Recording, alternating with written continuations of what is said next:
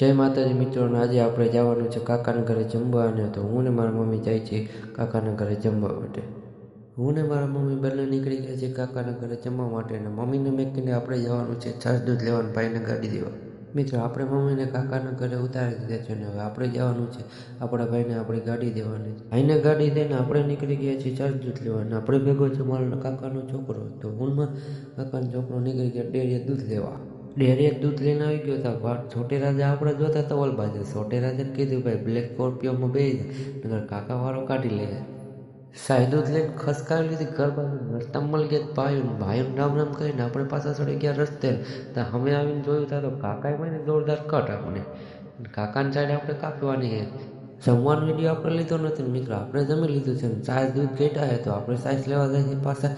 થોડુંક લેટ થતું હતું એટલે ડેરીએ વિડીયો ઉતાર્યો નથી ને સાસ દૂધ લઈને સીધા આમ નીકળી ગયા ઘર તરફ. ને રસ્તામાં ત્યાં તો ગુજરાતમાં આવે ને ભાઈ કે ભગાય ને ભાઈને આવતો તો બાબુ સોનાનો ફોન. ભાઈ કે બાબુ, મેં બાબુને કરે ગયા બાબુ.